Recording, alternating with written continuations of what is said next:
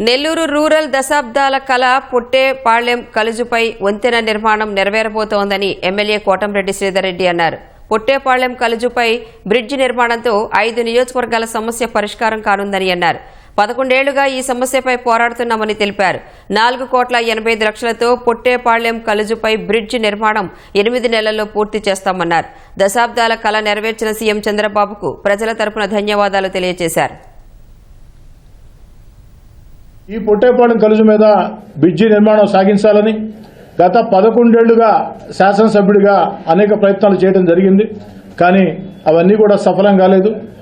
గత ప్రభుత్వంలో అప్పటి ముఖ్యమంత్రి జగన్మోహన్ రెడ్డి గారు బ్రిడ్జి నిర్మించిస్తానని మాట ఇచ్చినప్పటికీ కూడా ఇవ్వని పరిస్థితి. ఈ పరిస్థితుల్లో ఈనాడు రాష్ట్ర ముఖ్యమంత్రిగా చంద్రబాబు నాయుడు గారు ఎన్నికల వేళ ఇచ్చిన హామీ పుట్టేపాలెం కలుజు మీద బ్రిడ్జి నిర్మాణం, మునుమూడి కలుజు మీద బ్రిడ్జి నిర్మాణం, ఈ రెండింటికి కూడా నిధులు విడుదల చేయడం జరిగింది. 4,85,00,000 రూపాయలతో పుట్టేపాలెం కలుజు మీద బ్రిడ్జి నిర్మాణం, అదేవిధంగా దాదాపు 60 లక్షల రూపాయల వ్యయంతో మునుమూడి కలుజు మీద బ్రిడ్జి నిర్మాణం.